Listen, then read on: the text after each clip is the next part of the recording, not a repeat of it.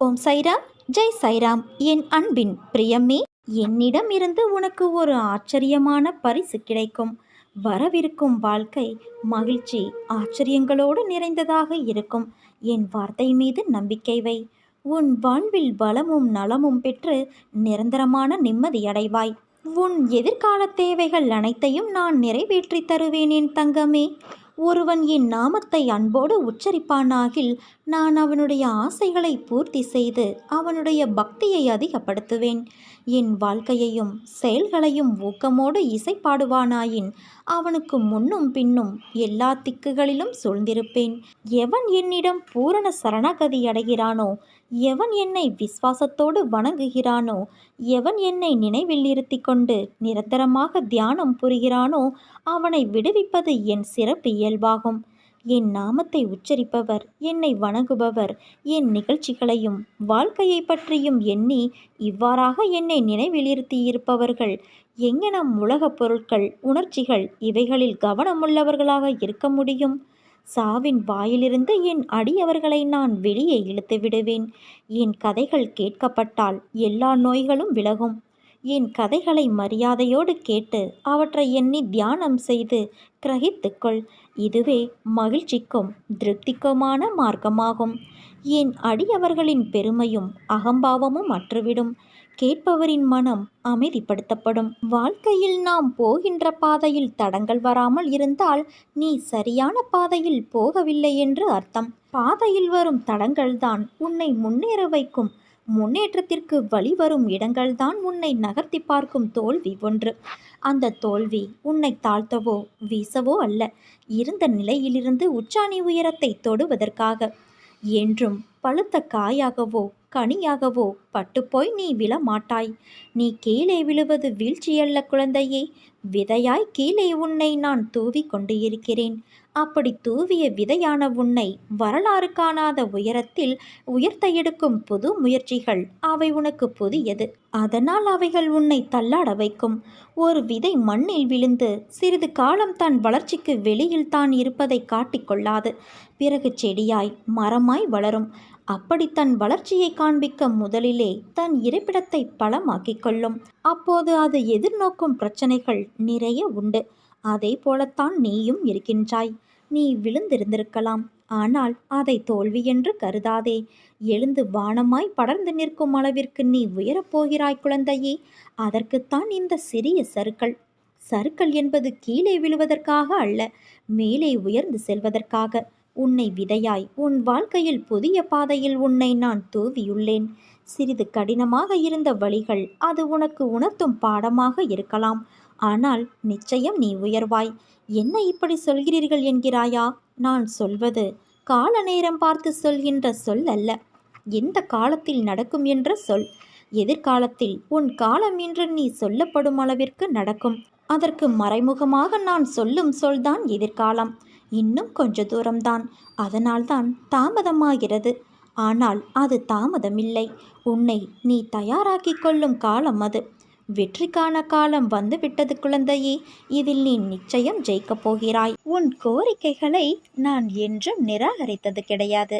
நிச்சயம் அது நிறைவேறும். உன் கனவுகள் அனைத்தும் மெய்ப்படும். முதலில் உன் மனதில் தோன்றும் தேவையற்ற சஞ்சலத்தை அழித்துவிடு. உன் வார்த்தைக்கு யாரும் மதிப்பளிக்கவில்லையே என்றுதானே நீ அதிகம் வருந்துகிறாய்? வருந்தாதே. உன் நல் வார்த்தைகளை செவி சாய்க்காமல் வழி நடத்துபவர்களுக்குத்தான் இழப்பு, உனக்கு இல்லை. உன்னை சுற்றியுள்ளவர்களில் நல்லவர் கெட்டவர் என்ற சந்தேக கண் கொண்டு பார்க்காதே. நீ உன் கடமையை செய். ஒருவேளை அவர்கள் உனக்கு தீங்கு இழைத்தால் அதற்கான தண்டனையை நிச்சயம் அவர்கள் அனுபவிப்பார்கள். கவலைகளை எல்லாம் தூக்கி எறி. வாழ்க்கையை நம்பிக்கையோடு எதிர்த்து நில்.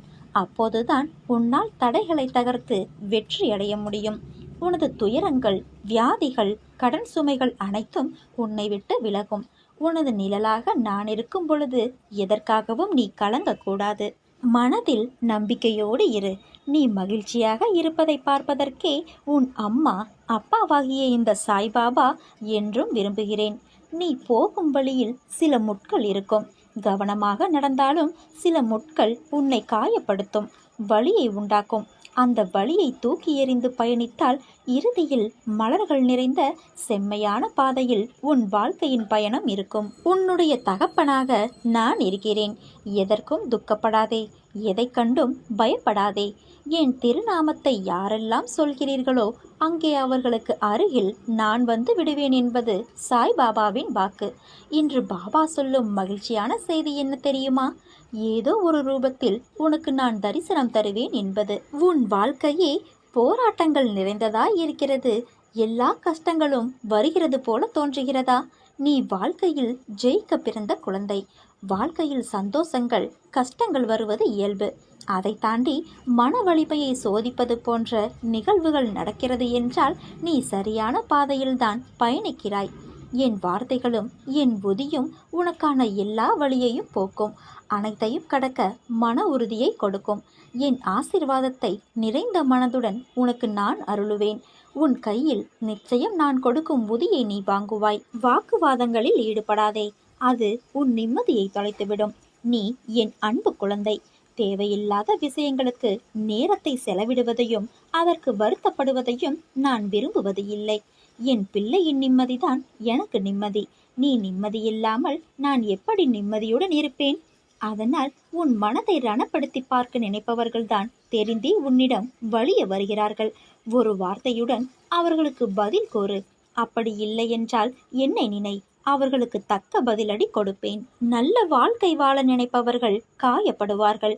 ஆனால் அவர்கள்தான் வாழ்க்கையில் என்றும் ஜெயிப்பார்கள். நீ வாழ்க்கையை ஜெயிப்பதற்காக பிறந்த என் குழந்தை. நீ ஜெயமாக வசந்தமாக வாழ்வாய். நான் உன்னை பார்த்து கொள்கின்றேன்.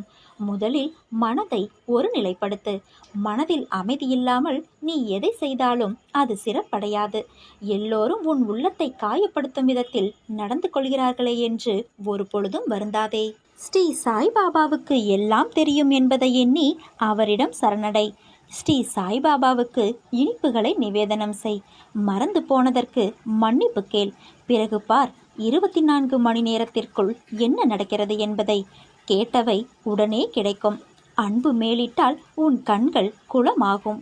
தேரோட்டுபவன் திறமைசாலியாக இருக்கும்போது தேரில் அமர்ந்திருப்பவர் ஏன் சஞ்சலப்பட வேண்டும்? என்னில் சரணடைந்தவர்களுக்கு அவர்களுடைய தேவைகளை பூர்த்தி செய்வது என்னுடைய கடமையாகும். அவ்வளவுதான். உன் வாழ்க்கை முடிந்துவிட்டது என்று உன்னை சுற்றியுள்ளவர்கள் பயமுடுத்தினாலும் ஒரு முறை உன் ஆழ்மனதை நீ கேட்டுப்பார். உன்னால் முடியும் என்ற ஒரு சிறு நம்பிக்கையை அது உனக்கு கொடுத்தாலும் போதும். உன்னால் நிச்சயமாக மீண்டு வர முடியும். உன் மனதில் இதுவரை மற்றவரின் ஆதிக்கம் இருந்தது. இனி உன்னுடைய ஆதிக்கமே இருக்கும். உன் வாழ்வை மேலே கொண்டு வர ஒரு சிறு துரும்பாக கிடைக்கும் ஒரு உதவியோ துணையோ ஆறுதலோ நம்பிக்கையோ உன்னை மேலே கொண்டு வந்துவிடும். தனி ஒருவனாக இருந்தாலும் தன்னம்பிக்கை கொண்டு நீ ஜெயித்து வருவாய். இது சத்தியமாகும். உனக்கான காலகட்டத்தை நான் உருவாக்கிவிட்டேன். இன்னும் சில நாட்களில் நீ அதில் பயணம் செய்ய போகிறாய். உன்னை கண் கலங்க விட மாட்டேன் குழந்தையே. உன்னை உயர்ந்த நிலைக்கு நான் மாற்றுவேன். நீ கண் கலங்கினால் என் மனம் வலிக்கிறது. உன் அம்மாவாக அப்பாவாக நான் இருப்பேன், என்றும் இருப்பேன். ஒரு யதார்த்தமான விஷயத்தை நீ புரிந்து கொள். எது நடந்து இருந்தாலும் உன் நன்மைக்கு என்று எப்போது நீ உணர்கிறாயோ அப்போதுதான் உன் வாழ்க்கை குறையில்லாத மனநிறைவான வாழ்க்கையாக தோன்றும் என்பதை உணர்ந்து கொள். நல்ல வாழ்க்கை கிடைத்துவிட்டது என நம்பி கடமையை செய்ய துவங்கு.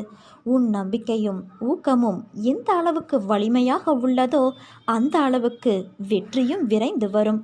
நீ போகும் பாதையில் வேதனை, ஏமாற்றம், துரோகம் எல்லாம் சூழ்ந்துதான் இருக்கும். இதனால் உனக்கு பயம், கலக்கங்கள் வரும். ஆனால் நீ எதற்காகவும் கவலைப்படாதே. தைரியத்தோடு உன் லட்சியத்தை நோக்கி முன்னேறிப்போ. உன்னை சுற்றி இருப்பவர்கள் எப்படி வேண்டுமானாலும் இருக்கட்டும். ஆனால் நீ உன்னுடைய நற்பண்புகளிலிருந்து ஒரு நாளும் தவறாதே. அதுவே உன் லட்சியங்களை அடைய வைக்கும். உனக்கு எது நிர்ணயிக்கப்பட்டதோ அது உன்னிடத்தில் நிச்சயமாக வந்து சேரும். செய்து கொண்டு இருக்கும் நற்பணி எதுவாக இருந்தாலும் இதையெல்லாம் செய்து என்ன பயன்? நான் இன்னும் கஷ்டப்பட்டு கொண்டே இருக்கிறேன் இப்படி என்று நினைத்து அதிலிருந்து நீயாக விலக நினைக்காதே. அந்த நற்செயல்களே உன் கர்ம வினைகளை சமநிலைப்படுத்தும். எல்லாம் நன்மைக்கே என்று சொல்லிக்கொண்டே இரு. மனதை ஒருநிலைப்படுத்து. தேவையற்ற சம்பவங்களை நினைத்து நீயே உன்னை குழப்பிக்கொள்ளாதே. நிதானமாக யோசித்து செயல்படு. உன்னை நீ மாற்றிக்கொள்ள பழகு. உன் கர்ம பலன்கள் அனைத்தும் படிப்படியாக உன்னை விட்டு விலகிவிடும். விரும்பிய வாழ்க்கையை வாழ்வாய். அதுவரை பொறுமையாக நம்பிக்கையோடு இரு என் குழந்தையே. உன்னுடைய வாழ்வில் நீ நிச்சயம் வெற்றியடைவாய். நீ என் அன்பும் அருளும் பெற்ற என் செல்ல குழந்தை. உனக்கு ஒன்று தெரியுமா? கருமங்களை குறைத்து கொள்ள வழி அதை தைரியமாக அனுபவிப்பது மட்டுமே. நீ எப்போதும் என்னை நினைத்து கொண்டு இருந்தால், என் மேல் நம்பிக்கை கொண்டு இருந்தால், அதை அனுபவிக்கும் சக்தியை நான் உனக்கு கொடுப்பேன். அது துன்பம் என்ற எண்ணம் உன்னில் ஏற்படாமல் நான் செய்வேன். என்னை தஞ்சமடைந்தவருக்கும், என்னை நேசிப்பவருக்கும், என் நாமத்தை உச்சரிப்பவருக்கும், என் போதனைகளை போதிப்பவருக்கும், என் மேல் உண்மையான நம்பிக்கை உள்ளவர்களுக்கும் நான் என்றும் இருப்பேன். துணையாக இருப்பேன். உனக்கு உதவிக்கு யாரும் இல்லை என்று நீ நினைத்து மனமுடைந்து நிர்கதியாய் நின்றபோது உன் கரங்களை இறுகப் பற்றியவன் நான். தனியாக இருப்பதாய் எண்ணி வருந்தாதே. எந்த சூழ்நிலையிலும் உன்னை நான் கைவிடமாட்டேன். நிழலாக உன்னோடே நான் இருப்பேன். நீ நம்பிக்கையோடு இரு, நல்லதே நடக்கும். எந்த விஷயத்தை நினைத்து தற்சமயம் அதிகமாக நீ கவலைப்பட்டு கொண்டு இருக்கிறாயோ அந்த விஷயத்தில் நான் சர்வ நிச்சயமாக மாற்றத்தை கொண்டு வந்து உன் மனதை குளிர்விப்பேன். உன் வாழ்க்கையில் துன்பங்களையெல்லாம் துரத்திவிட்டு இன்பங்களை உனக்கு நிரந்தரமாக்குவேன். கண்ணீருக்கு இடமில்லாமல் புன்னகையை முழுவதுமாக உன்னுடைய வாழ்க்கையில் நீ சிந்திக் கொண்டு இருப்பாய். வாழ்க்கையில் நீ பயணிக்கின்ற தூரம் எவ்வளவு என்று பார்க்காதே. களைப்பு வந்துவிடும் அல்லது பெருமிதம் வந்துவிடும். தூரங்களில் நீ எவ்வளவு கற்றுத் தேர்ந்துள்ளாய் என்பதை கவனி. உன்னிடம் அதை நீ செய்முறைப்படுத்துகிறாயா என்று யோசி. அந்த நடைமுறையில் நீ கடந்த பயணங்கள் உன்னை நேர்மறையில் மாற்றியதும், உனக்கு பக்குவத்தை ஏற்படுத்திய விஷயங்களில் உன் எண்ணங்களை வரும் காலத்தில் அதே பயின்ற பக்குவத்தில் நீ செயல்படுவாயா என்று உன்னிடம் நீயே கேட்டுப்பார். இவற்றிற்கு உனக்கு பதில் கிடைத்தால் நிச்சயம் நீ வெற்றி பயணத்தை நோக்கி நகர்கிறாய் என்று அர்த்தம். உன்னில் நான் இருக்கிறேன் என்பதை திடமாக நம்பு. நிச்சயம் உன்னை உயர்த்தி வாழ வைப்பேன். நீ உன் உள் மனதில் வைத்து கதறுகின்ற விஷயம் எனக்கு தெரியாது என்று எப்படி நினைத்தாய்? நிச்சயம் அதிலிருந்து உனக்கு நான் விடுதலை தருவேன். எல்லோரும் வாழ்க்கையில் முன்னேற்றத்தை எளிதாய் பெறுவது கிடையாது. அதற்கு நிறைய விஷயங்களில் நீ முயற்சிக்க வேண்டும், உழைக்க வேண்டும். உழைப்பும் நேர்மையும் தற்காலிகமாக காயப்படுத்தும். ஆனால் நிச்சயம் நீ கிரீடம் எய்துவாய். வாழ்க்கையில் கஷ்டங்களை நினைத்து எவ்வளவு நாள் இப்படியே அவற்றிலேயே தேங்கி நிற்கப் போகிறாய்? அவற்றை விட்டுவிடு. புத்துணர்வோடு வாழு. செய்யும் காரியங்களை பிடித்து மகிழ்வோடு செய். அதற்கான பலன் உன்னை தேடி வரும். உன் கைப்பிடித்து உன் பாதையில் நான் உன்னுடனே இருக்கிறேன். உன் கண்ணீர் என் கண்ணீர், உன் வலி என் வலி. நிச்சயம் நான் சரி செய்வேன். நீ ஜெயமாக நிம்மதியோடு வாழ்வாய். உன் அம்மாவாகவும் அப்பாவாகவும் உனக்கு என்றும் நான் இருப்பேன். எண்ணத்தில் என்னை வைத்து நீ தொடங்கும் அனைத்து செயல்களும் கைகூடும். உன் முயற்சியை என்றும் கைவிடாதே. உன் முயற்சிக்கான பலனை நீ விரைவில் பெறுவாய். உனக்கு என்றும் பக்கபலமாக நான் இருந்து உன்னை வழி நடத்துவேன் குழந்தையே. ஒன்றை மட்டும் புரிந்து கொள். கடந்த காலத்தை பற்றியும் நிகழ்காலத்தை பற்றியும் வருந்தாதே. எதுவும் நிரந்தரமல்ல.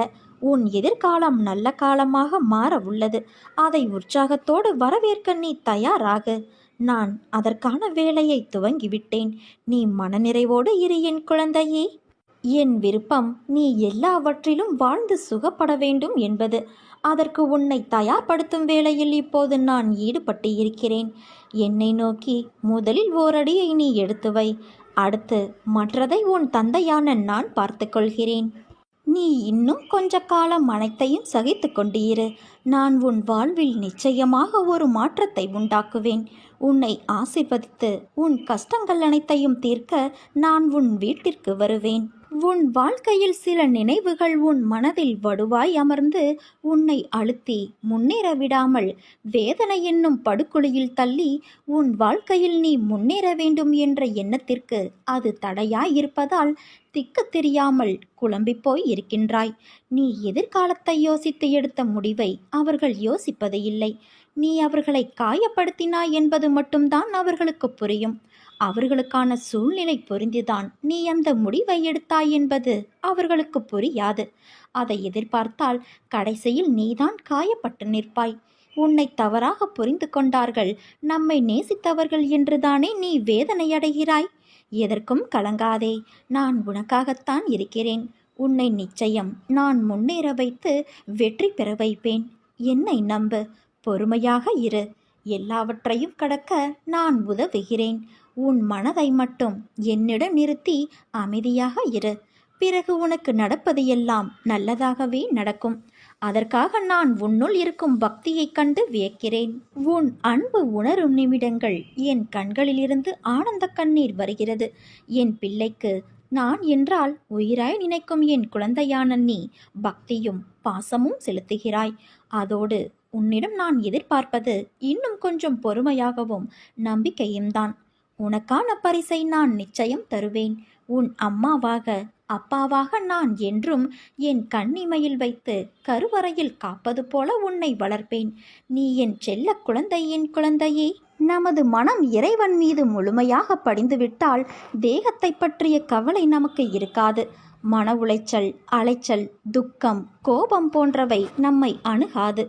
புகழ்ச்சிகளும் அவமானங்களும் நம்மை பாதிக்காது. தேகத்தால் விளையும் துன்பங்கள், சம்சார வேதனைகள் முதலியன நமக்கு துன்பமாக தெரியாது. நான் எனது என்ற அகங்கார எண்ணம் நம்மை நெருங்காது. மாயை நம்மை விட்டு விலகிவிடும். என் வார்த்தைகளின் மீது நம்பிக்கை வைத்து நீ செயல்படு. என் மீதே உன் கவனம் இருக்கட்டும். என் மீது உன் மனதை லயமாக்கு. எந்த ஒரு பெரும் முயற்சியும் இல்லாமலேயே உன்னை பிறவி பெருங்கடலை நான் தாண்ட வைப்பேன். என் கதைகளை மேம்போக்காக கேட்டாலும் பாவங்கள் நீங்கி ஜனன மரண சுழற்சியிலிருந்து வெளியே வந்து விடுவாய். உடனே தொடங்கு. என் உதவி உனக்கு என்றும் உண்டு. என் குழந்தையே, உன் தந்தையான என்னுடைய விருப்பம் நீ எல்லாவற்றிலும் வாழ்ந்து சுகப்பட வேண்டும் என்பது.